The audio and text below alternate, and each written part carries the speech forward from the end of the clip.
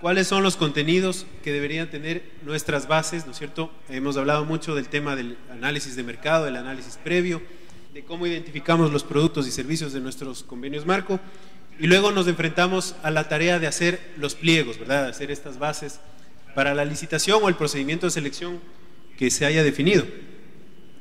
Bien, entonces nosotros vamos a tener aquí algunos aspectos a considerar. En primer lugar, veamos este tema de los aspectos económicos, ¿verdad?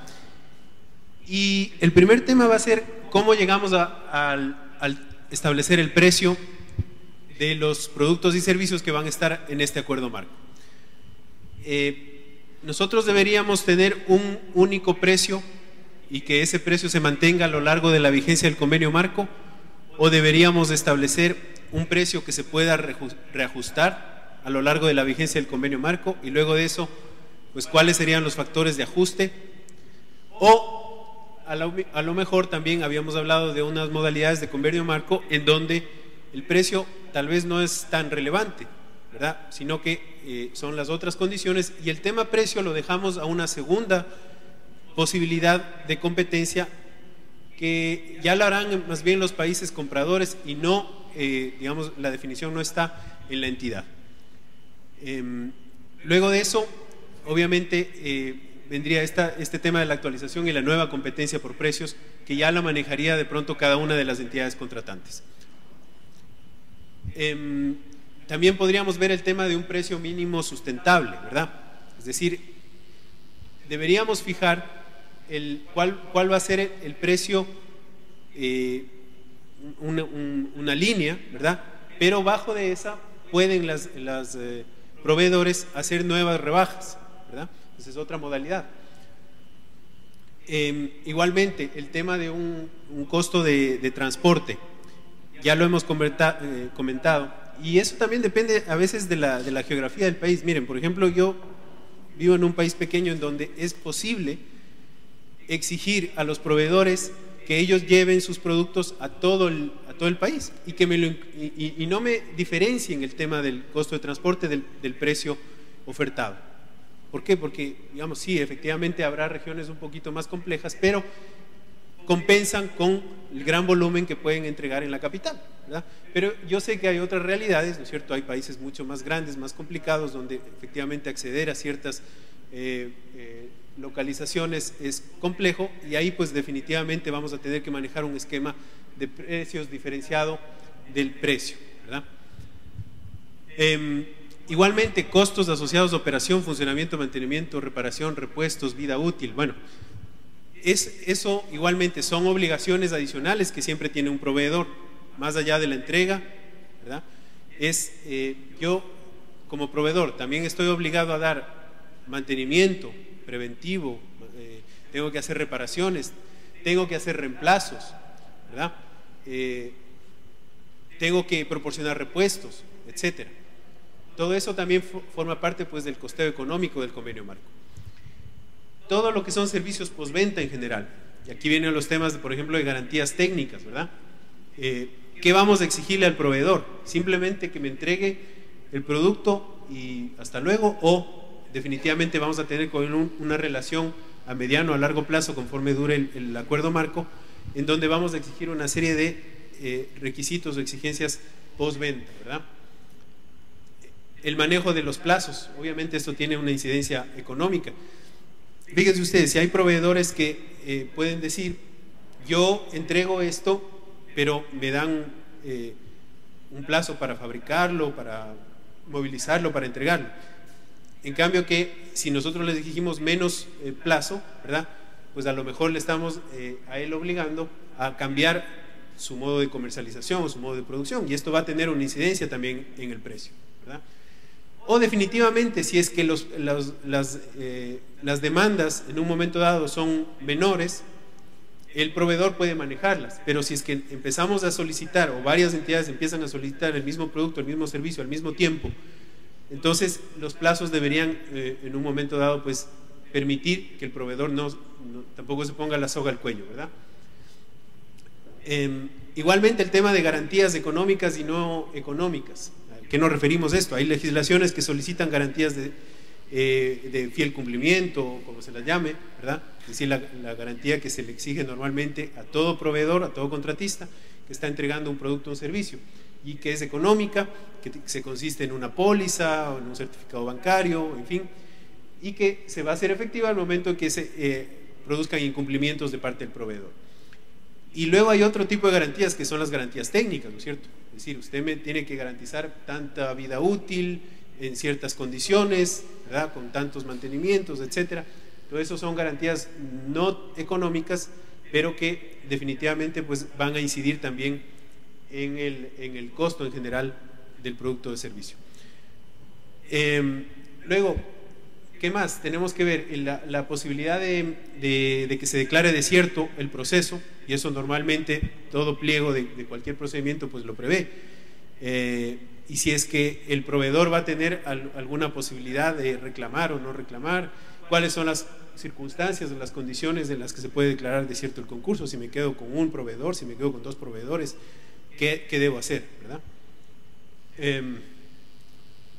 Igualmente, medidas que por si se requiere excluir proveedores del acuerdo marco, es decir, puede ser que un proveedor tenga que salir del acuerdo marco, ya sea porque el mecanismo lo previó o ya sea porque tuve que sancionarlo, y en algún momento dado la sanción puede implicar la suspensión de ese proveedor o puede implicar excluirlo definitivamente del convenio marco, ¿verdad? Entonces, si es que eso sucede, ¿cómo vamos a solucionar ese hueco que nos va a quedar, ¿verdad? Si tenemos varios proveedores, bueno, no va a haber problema, pero si tenemos pocos proveedores, definitivamente deberíamos ver qué medidas podemos tomar alrededor de eso. Y habíamos hablado también de la posibilidad de ingreso de nuevos proveedores al convenio marco, si es que el convenio marco es abierto, ¿verdad? Y sobre todo cuando existan mejores condiciones en el mercado. En cuanto a los aspectos técnicos y a los aspectos de calidad, igualmente el tema de manejo de especificaciones técnicas es clave, ¿verdad? Sobre todo cuando estamos hablando de bienes.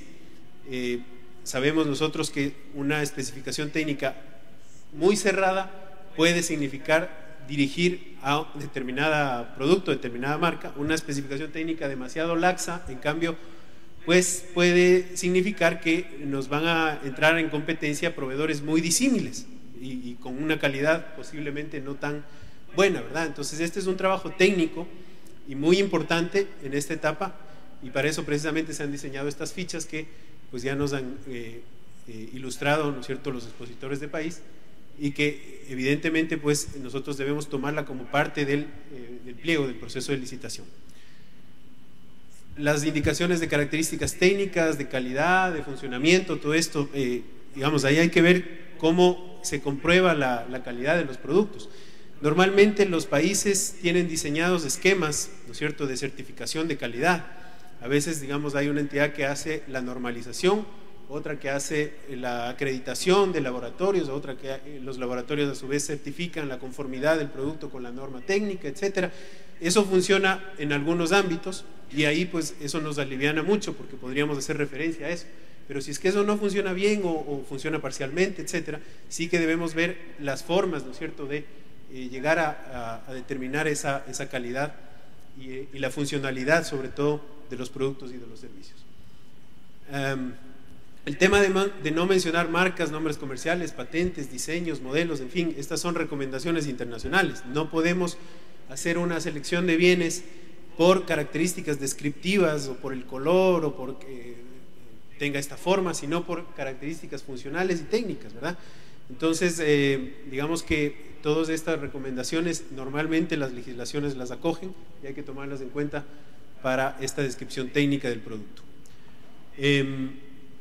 Igualmente el tema de medidas, es decir, a veces si nosotros pedimos una camioneta que el balde tenga tantos centímetros, posiblemente estamos refiriéndonos a la marca que tiene esa medida exacta. Entonces hay técnicas, ¿no es cierto?, para establecer rangos, por ejemplo, entre tanto y tanto o alrededor de tanto, que se permita pues, que entren otros competidores o la mayor parte de competidores.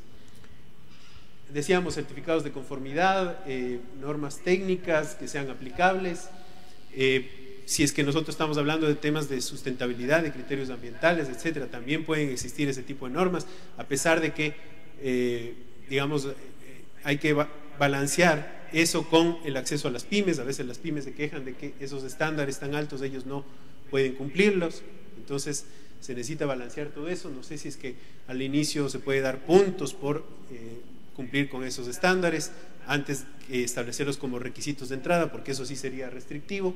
Todas esas técnicas hay que aplicarlas en estos casos. El tema de vigencia tecnológica, que es otro de los problemas, sobre todo cuando compramos elementos que implican tecnología, ¿no es cierto?, computadoras, en fin, que cambian de modelo cada 5 meses, cada 6 meses. ¿Cómo podemos hacer que los productos no se nos queden obsoletos y además muchas veces sin una actualización del precio hacia la baja o respecto a ese modelo? Lo va a mantener al precio, pero con el precio de la versión nueva y sin que él lo esté proporcionando la nueva versión, ¿verdad? Entonces esos son temas que definitivamente pues hay que tomarlos muy en cuenta. Es posible entonces que cambiemos el enfoque. Por ejemplo, yo he conocido casos en donde la adquisición de determinados equipos para hospitales que requieren de mucha tecnología, ¿verdad?, los tomógrafos, en fin, esos casos, en lugar de darle el enfoque de compra de los equipos, se le da un enfoque de prestación del servicio. Es decir, yo necesito tantas placas por año o tantas radiografías o tomografías, y por lo tanto estoy contratando a alguien que me provea el servicio de brindarme digamos las tomografías en ese caso, y obviamente le voy a exigir que use la mejor tecnología vigente, etcétera, etcétera, y lo que vamos a costear es el número de placas o el número de tomografías que él esté realizando en un periodo determinado. Entonces no estamos enfocándonos, fíjense ustedes, desde el punto de vista de la compra de un bien, desde que nos podría quedar obsoleto, en fin, sino desde la óptica de una prestación de servicios. Esa es una forma de ver. O la otra es imponer condiciones para que conforme se vayan actualizando versiones, etcétera, pues esas sea la obligación del proveedor. Todo eso va a tener un costo, obviamente, porque el proveedor pues necesita cambiar el equipo y eso va a tener un costo.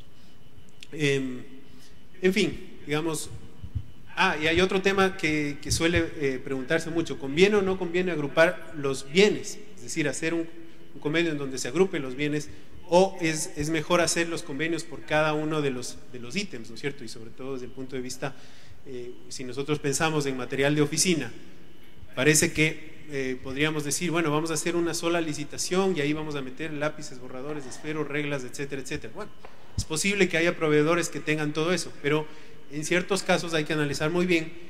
Es posible que estemos dando más bien el privilegio a un intermediario que esté comprando todo eso, ¿no es cierto?, para ofertarle al Estado.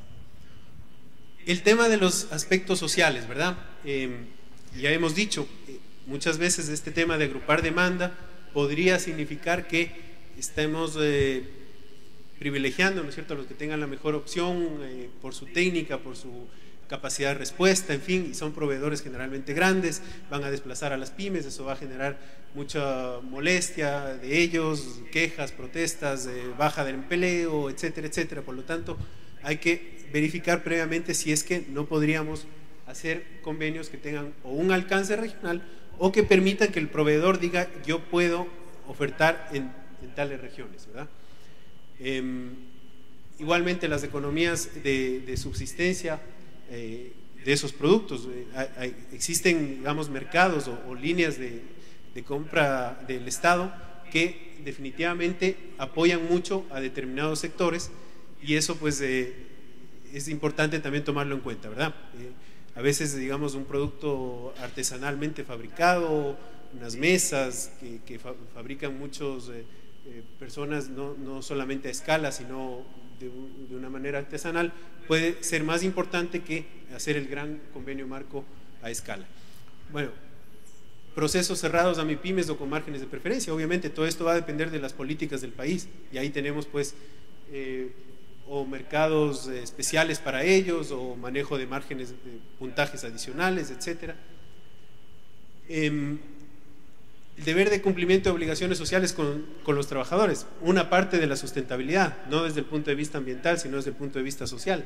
Es decir, podemos o no exigir, o debemos exigir, porque son cumplimiento de obligaciones, ¿no es cierto?, que los proveedores me certifiquen el pago de los salarios mínimos, de la seguridad social, y no solamente en el proceso de licitación, sino también cuando están entregando los productos, y que cumplan con determinados estándares de cumplimiento de número mínimo de trabajadores en determinadas circunstancias, en fin, todo eso se necesita también verificar porque son parte de políticas públicas.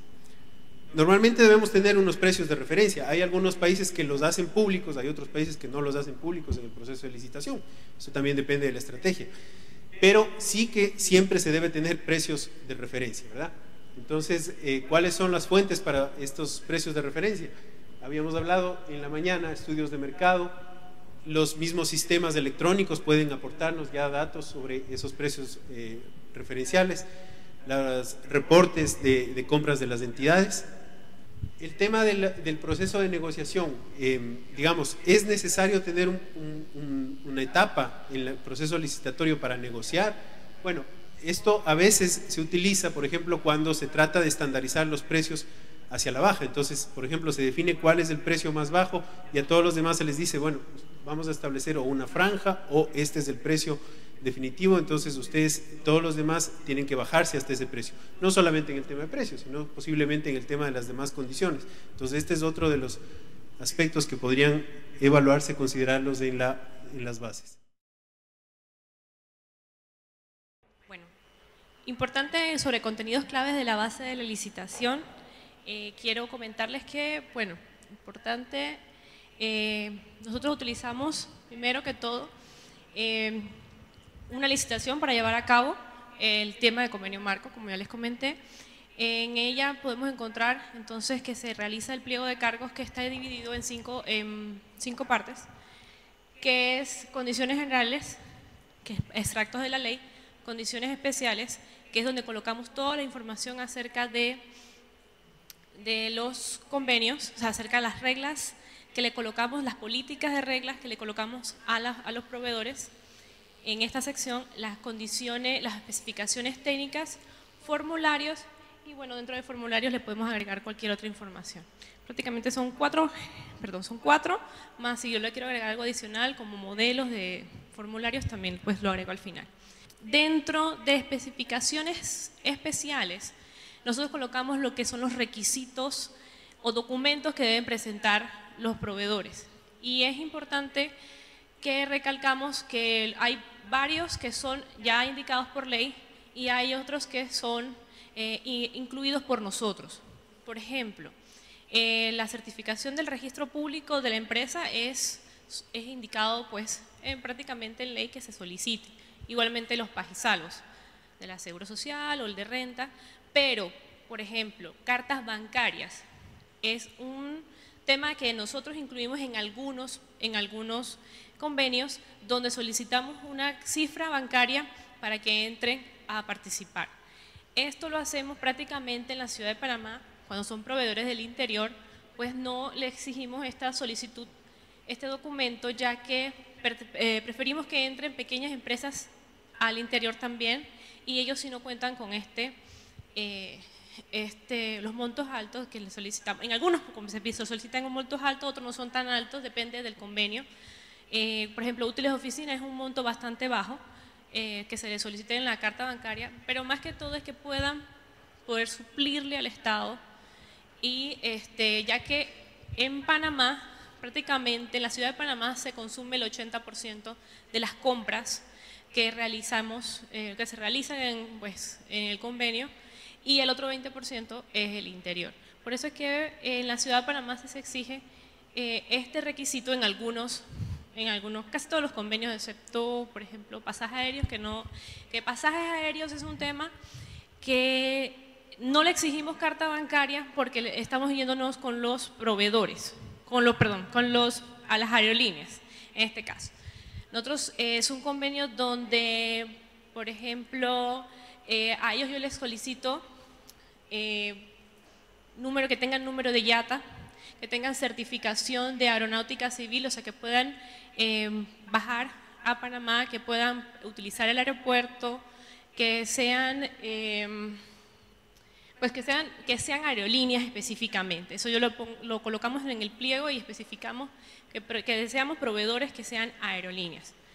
Esos son requisitos que se solicitan para el convenio marco de pasajes aéreos, que es el ejemplo de hoy, de este tema. Por ejemplo, les solicitamos todo lo que es especificaciones de documentos y que las aerolíneas puedan darnos el servicio de poder cotizar cada vez que nosotros necesitamos un pasaje aéreo. ¿Cómo funciona prácticamente el catálogo de pasajes aéreos? Una entidad entra a un sistema ya hecho por nosotros donde indica las especificaciones o los datos de la persona que viaja, dónde viaja, cuándo viaja, pues toda la información del viaje. Esa información entonces se le envía a los proveedores, tienen 24 horas para dar respuesta y cuando se reciben las propuestas, entonces se evalúan con criterios ya de adquisición ya indicados ya en el pliego de cargos. Eso pues lo indicamos en las condiciones especiales. Por eso es que nuestro pliego pues prácticamente se indican las políticas internas dentro de las especificaciones técnicas. Los otros tipos de procedimientos precontractuales admitidos por la licitación, que es este tema, es que cuando yo publico el pliego de cargos, luego realizo una reunión de homologación. Esta reunión de homologación permite que todos los proveedores o todos los proponentes de esta licitación vengan a la oficina y discutamos el pliego de cargos. Se hace prácticamente en orden de llegada de los proveedores y se tocan los temas, especificaciones técnicas y condiciones especiales del pliego de cargos. Con esto tengo el consenso de que las especificaciones técnicas están acorde al mercado y que las especificaciones de los requerimientos que yo estoy solicitando también están acorde al mercado.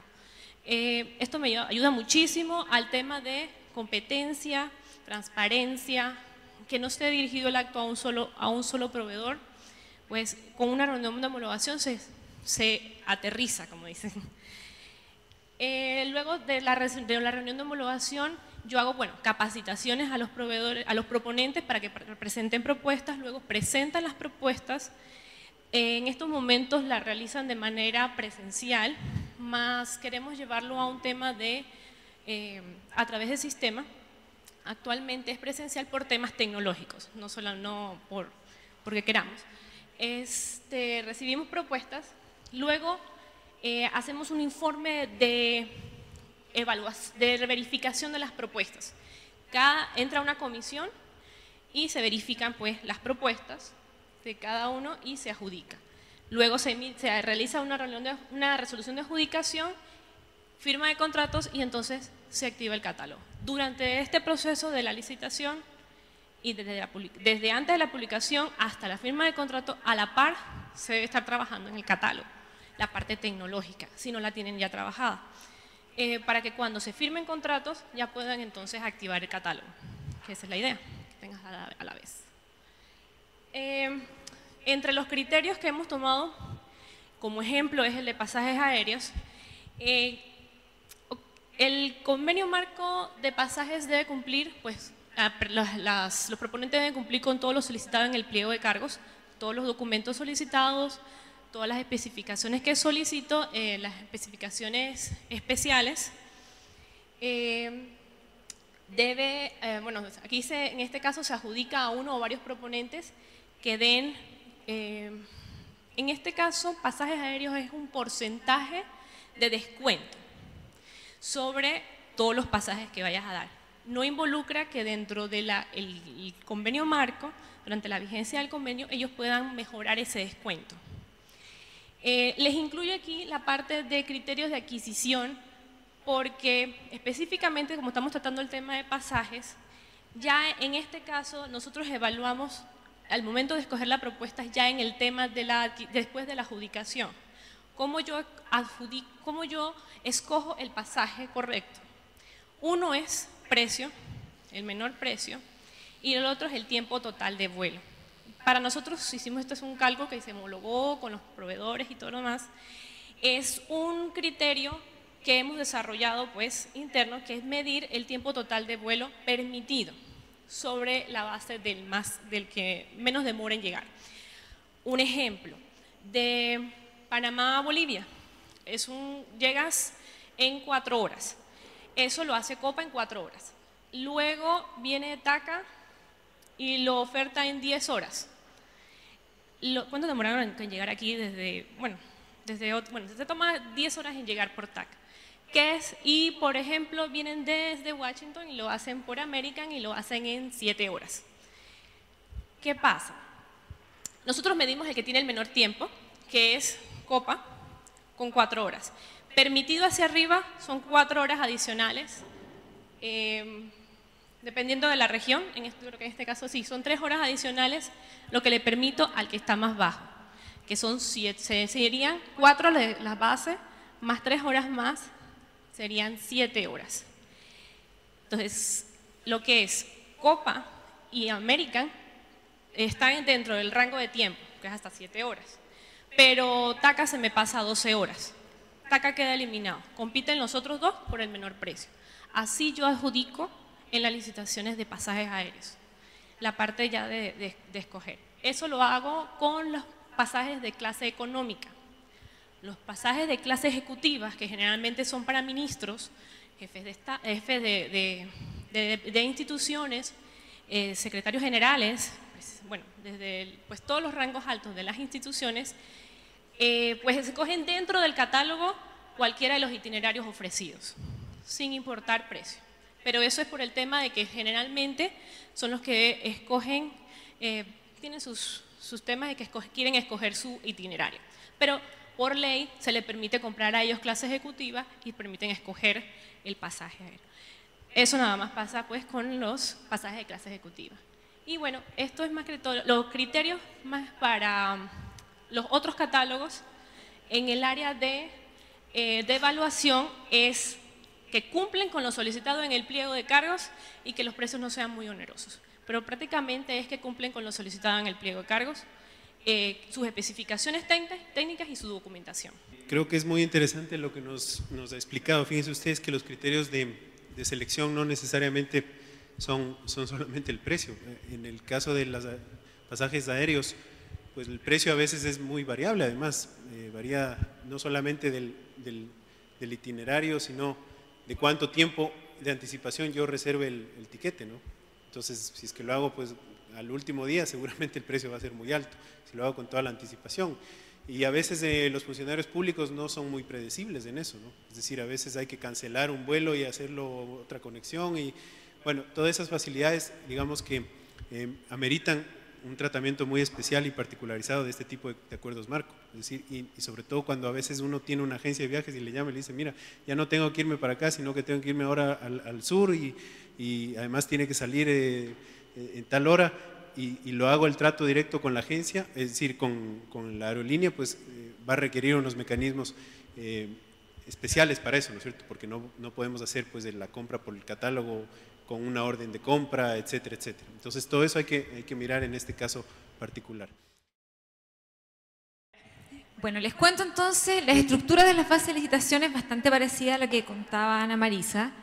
La primera parte está toda la etapa de las instrucciones para presentar la oferta, ahí es donde se indica además qué es lo que se está licitando.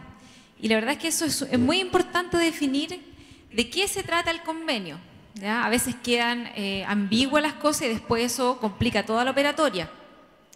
Por ejemplo, nos pasó en una licitación de computadores, ya que la licitación era de computadores, software y servicios asociados.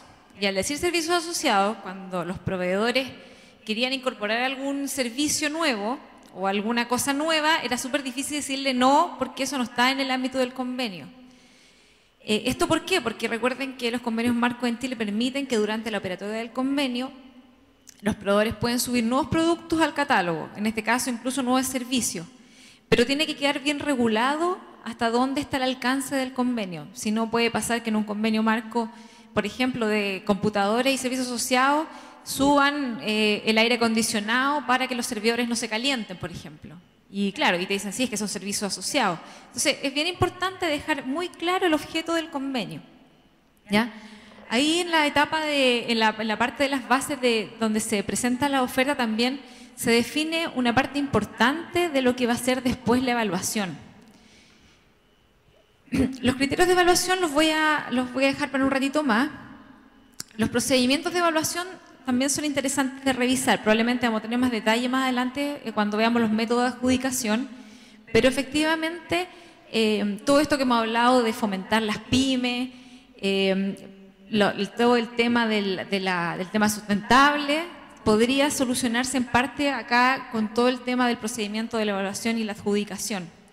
Por ejemplo, nosotros para poder tener cobertura regional y además fortalecer las pymes, lo que hemos estado haciendo últimamente es establecer que se hace una competencia nacional, digamos, por proveedores, ¿ya? Y adjudican de acuerdo a criterios de evaluación, toda la licitación se hace nacional, pero entendiendo que Chile es un país bien largo, que no un proveedor que está compitiendo o está entregando precio en la región más del norte del país, probablemente no tiene los mismos costos que otros proveedores que están más cerca de la capital. Es también un poco injusta la competencia. Entonces, pero por otro lado no tenemos por qué pagar de más en la región metropolitana porque queremos comprarle al norte. Por lo tanto, lo que hemos hecho ahí, hemos establecido cupos por región.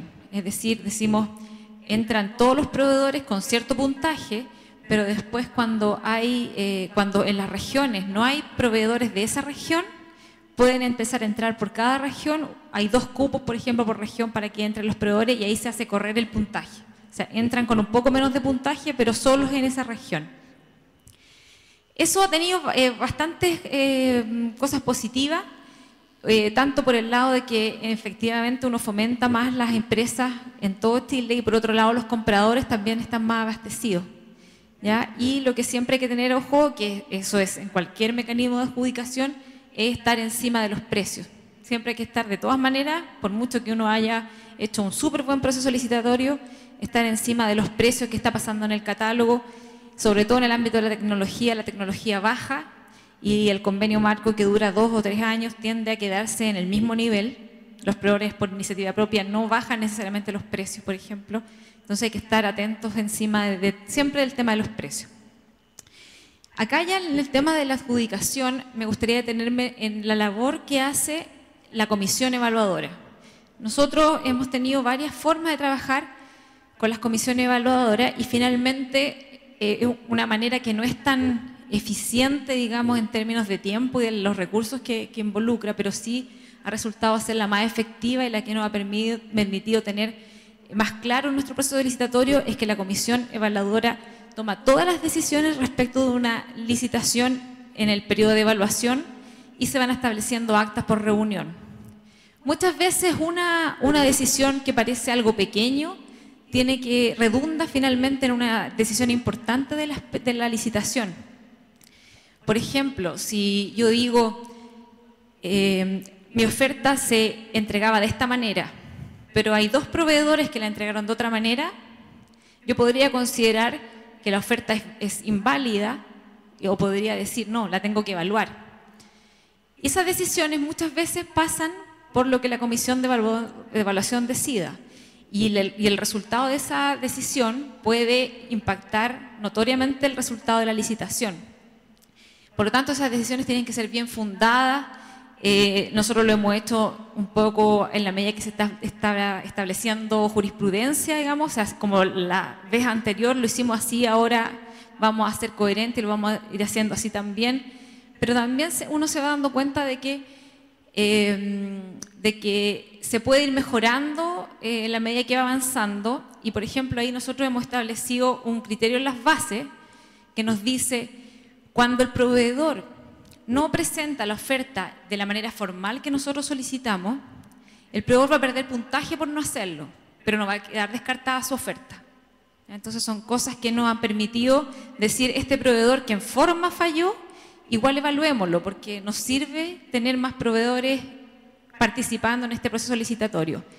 Antes nos pasaba que teníamos la duda, que nos veíamos obligados a rechazarla. Esas son cosas que la comisión evaluadora han ido mejorando y hoy día ya tenemos un mecanismo estándar en ese sentido. Pero siempre las comisiones evaluadoras se enfrentan a disyuntivas que son cosas difíciles y que una persona cuando la toma sola esa decisión puede estar convencido, pero cuando entra a otro punto de vista, realmente es importante considerarlo y realmente tiene un impacto en el resultado de la licitación. Bueno, los criterios de evaluación que les dije que lo íbamos a ver, aquí está en esta diapositiva. Bueno, hay variados. La verdad es que acá están los más comunes y que son los mismos que ya han mencionado: precios, condiciones de entrega, servicios técnicos, montos por descuento de órdenes de compra, flete, sustentabilidad, que me voy a tener un poquito más en eso, pero también hay otros criterios de evaluación que hemos usado en licitaciones, sobre todo de servicios, que son más extraños. Por ejemplo, en campañas comunicacionales, nosotros tenemos un convenio marco donde hay 4 agencias de publicidad adjudicadas y los organismos públicos pueden comprar campañas comunicacionales. En ese caso, esa licitación se hizo considerando la experiencia de la empresa, se hizo considerando también el desarrollo de un proyecto que fue evaluado lo más objetivamente posible por lo tanto, también ahí obviamente se pusieron factores como el precio, pero que no fue lo más importante al momento de decidir a quién adjudicar. En el ámbito del desarrollo software, lo mismo, también se incluyeron aspectos técnicos muy fuertes y que ahí los aspectos técnicos, si bien en general la licitación de convenio marco el precio es el ponderador más alto, en esas licitaciones los aspectos técnicos empiezan a ser muy relevantes, lo mismo todo lo que tiene que ver con el ámbito de salud. ¿Ya? Respecto a la sustentabilidad, que nosotros le hemos llamado sostenibilidad, para hacerlo más macro, porque en el fondo no es solamente el tema del verde, sino que también está todo el tema laboral, está todo el tema de todo el valor compartido. Entonces, ahí nosotros hemos hecho varias pruebas. Yo les contaba algo antes, hemos puesto, por ejemplo, contratación de discapacitados, hemos premiado a aquellas empresas en puntaje que tienen discapacitados y también hemos hecho cosas más sofisticadas como, por ejemplo, dar puntaje por tener reportes de ISO 26000 de responsabilidad social, de ISOs varias, por ejemplo, la ISO 14000 de gestión, 14001 de gestión ambiental, aquí las tengo, la ISO 22000 de seguridad alimentaria, la ISO 50000 sobre sistemas de gestión energética, que en el fondo, si bien no necesariamente aseguran que el resultado de lo que haga la empresa es algo eficientemente energético, sí hablan de que la empresa tiene un proceso y que se ha preocupado de tener una certificación en sus procesos apuntando a ese tema. Y esos son los temas que hemos logrado poder acreditar en las empresas y darles puntaje de manera de algo concreto y que no sea, como decía Denis hace un ratito, que sean puras cosas que son un montón de sellos que no dicen nada. Hemos logrado armar una bolsa de unos 15 temas que nos permiten dar puntaje por temas de sostenibilidad. En el tema del flete, eso es lo último que les quería comentar, hemos pasado por varias pruebas, hemos puesto el flete dentro del precio y lo que nos ha resultado mejor hasta el minuto en general, con excepciones, lógicamente, es que el flete vaya separado. Puede ser por una condición regional de Chile, que al ser largo, hay regiones que están muy alejadas unas de otras, entonces lo que nos pasaba, que nos cobraban el flete, o sea, el proveedor que nos daba el precio al lado, digamos, en la región central, para asegurarse, nos incorporaba el flete del lugar más lejano. Entonces, eso no nos resultó, por lo tanto, lo que nosotros hemos hecho ahora, o sea, hemos hecho hasta ahora, porque en general la prueba fue unas 2 licitaciones y decidimos eliminarlo, es seguir trabajando con el flete aparte y además nosotros damos ponderaciones distintas por regiones. Aquellas regiones donde nosotros sabemos que van a haber más órdenes de compra, nosotros le damos más relevancia y le damos más puntajes y en ese lugar el flete es más barato. Tratamos de ser coherentes con eso. Los mismos con los montos de órdenes de compra. También se le da más puntaje a aquellos montos donde hay mayor concentración de órdenes de compra. En ese rango le damos más puntaje. ¿Ya? Bueno, eso quería contarles respecto a los criterios de evaluación. Esto se los comento, ahí están los sellos que yo les comentaba hace un ratito ante una pregunta, no sé si se alcanzan a ver, pero ahí tenemos algunos sellos, por ejemplo, de los productos, el ecoproducto, el producto reusable, el producto reciclable, la eficiencia energética. Y los proveedores, ahí tenemos el MIPE, que significa que es una pequeña, una micro y pequeña empresa, y empresa responsable, que es este que yo le decía, el sello positivo que teníamos. Además, ahora tenemos el de APL. Y justamente lo que buscan estos sellos es poder destacar a las empresas que se están preocupando de esto, y lo mismo que con los criterios de evaluación enfocados en el ámbito de sostenibilidad, buscamos premiar a aquellas empresas que se preocupan de este tema. Muchas gracias. Creo que ha sido muy ilustrativo el tema. Yo creo que dos temas. Uno, el de definir el producto con sus servicios complementarios. Eso es fundamental, porque a veces no solamente estamos comprando algo concreto, sino una solución. Y esa solución implica pues también definir qué me tiene que venir con la computadora, ¿no? No simplemente estoy buscando la computadora. Si estoy haciendo convenios de vehículos, no solamente estoy buscando que me entreguen el vehículo, estoy buscando que me hagan el mantenimiento, que me den repuestos, que tengan talleres, etcétera, etcétera. Entonces eso es fundamental. Y el otro tema pues definitivamente buscar cuáles son los criterios de evaluación. Miren, en criterios de evaluación, digamos, puede haber desde los que son absolutamente checklist, digamos, tipo me cumple con los requisitos y no importa si cumple más de eso, pero yo defino el mínimo, hasta los que implican pues simplemente valoración por puntaje. Y hay algunos que combinan los dos, es decir, una parte técnica que se cumple con checklist y otra parte que va a puntajes, ¿no es cierto? O definitivamente también aquellos que inclusive se utiliza subasta, es decir, el criterio es el precio, una vez verificadas las condiciones técnicas. Entonces, todo eso también es importante pensar para las bases de licitación. A ver, voy a hacer un replanteamiento de lo que les pensaba explicar en esta parte, porque creo que voy a redundar un poco más en lo que ya expusieron Lorena y Ana. Voy a tratar de darle otro enfoque. Efectivamente, todo lo que indican es válido. En nuestro caso particular, lo que ayuda bastante dentro de la elaboración de bases es que nosotros cerramos el procedimiento internamente. Nosotros tenemos 3 pasos para hacer la aprobación de un convenio.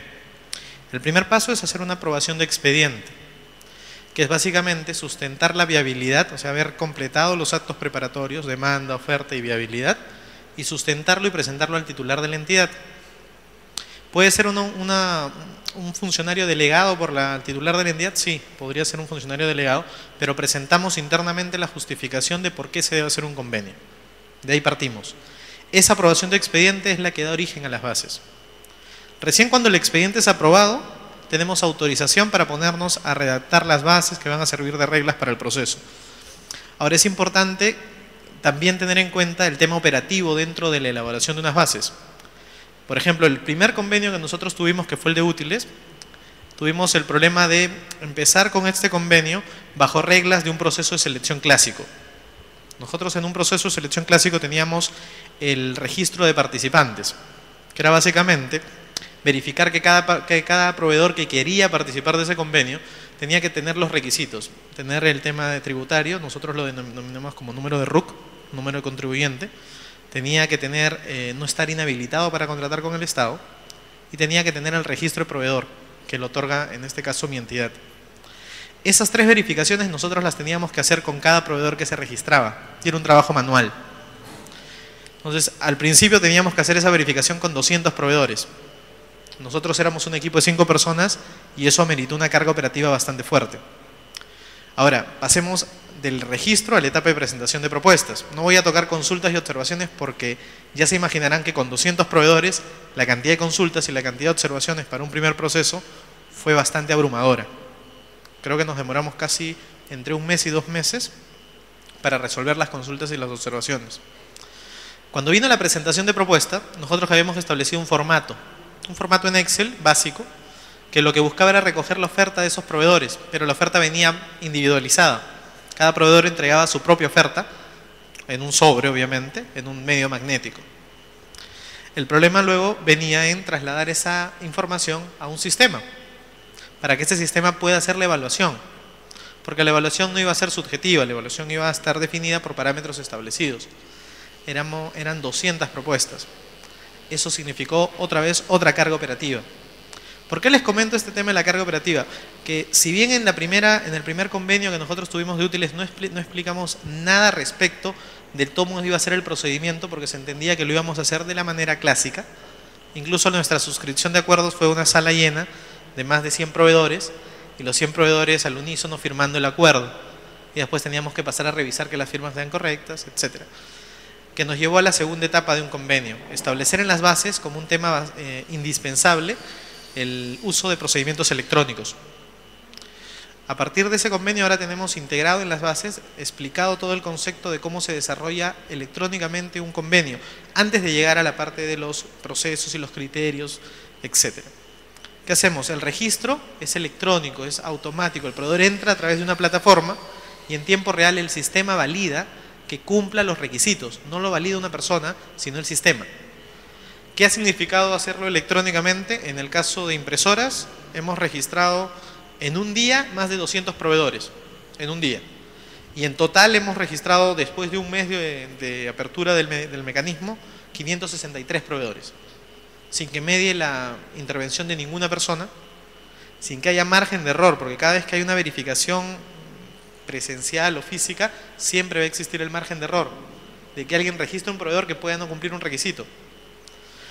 Luego trasladamos el tema electrónico al tema de las consultas y observaciones. Las consultas y observaciones ahora eran electrónicas y venían pautadas. O sea, nadie podía observar cualquier cosa, tenía que venir amarrado y relacionado al proceso y al capítulo del proceso. Si bien al principio lo que se pensó era que al hacer electrónico el acto de consultas y observaciones iba a traer consigo que hayan más consultas y más observaciones, significó lo contrario. Porque como venían amarrados a ciertas cláusulas específicas, ahora observar o consultar se hacía un poco más difícil, porque tenía que ser muy clara y muy precisa la consulta o la observación. Entonces se redujo el nivel de observaciones y consultas. Luego vino el tema de la presentación de propuestas. Nosotros elaboramos un aplicativo que está en Visual, está desarrollado en Visual Fox, que se le suministra a los proveedores como parte de las bases. Cuando publicamos la base del convenio, el archivo contiene ese aplicativo. El proveedor lo descarga, lo instala en su computadora y automáticamente tiene acceso a todas las fichas producto. Tiene acceso a las condiciones técnicas, a las condiciones comerciales, a las imágenes, a las fichas técnicas, y ese aplicativo es el que les permite hacer la presentación de propuestas. O sea, llenan de manera ordenada y el aplicativo genera un archivo. Ese archivo es el que sube al sistema. Por eso es que hemos podido hacer, por ejemplo, la evaluación de impresoras, que significaron las propuestas de más de 400, de los 563 proveedores, 400 más o menos presentaron propuestas. La evaluación de los 400 proveedores, de las 266.000 fichas producto que significaron, se hizo en un día. ¿Por qué les digo que es importante? Por eso es que no quería tocar los otros puntos. Tienen que diseñar un mecanismo, no les digo que hagan un programa, no les digo que hagan una aplicación necesariamente, pero tienen que diseñar un mecanismo que les permita trasladar toda esa cantidad de ofertas que van a tener cuando trabajen cuando vean un convenio, para que el mecanismo de evaluación, de registro y todas las fases antes de llegar al propio sentido del convenio, antes de llegar a los criterios, permita ser viable y operativo eso. Porque si no pueden tener al final toda el área de convenio, 5 o 10 o 20 personas, solamente evaluando durante 1, 2 o 3 o 4 semanas. El primer convenio que hubo en mi país en el 2007, donde no se contempló nada relacionado al procedimiento de verificación y evaluación, la evaluación de 40.000 propuestas, no estoy hablando de las 266.000 que tenemos ahora, sino de 44.000 propuestas, demoró poco más de 3 semanas, solo evaluando, con el margen de error que eso significa, porque el procedimiento fue manual. ¿Ok? Entonces, es para mí importante que ustedes tengan claro que antes de dar pase a un convenio, dentro de sus estudios de oferta y demanda, tienen que cuantificar la posibilidad y la potencialidad de proveedores que van a tener.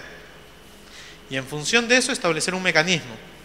Por ejemplo, en el caso de pasajes aéreos, como estaba dirigido a aerolíneas, no tenía mucho sentido elaborar un aplicativo para el recojo de las propuestas. O sea, lo más que podían llegar eran 5 propuestas, porque eran solo 5 aerolíneas en el mercado. Pero un convenio como por ejemplo impresoras o computadoras, donde tenemos más de 600 o 700 proveedores interesados, es importante y vital establecer ese mecanismo. ¿Ok?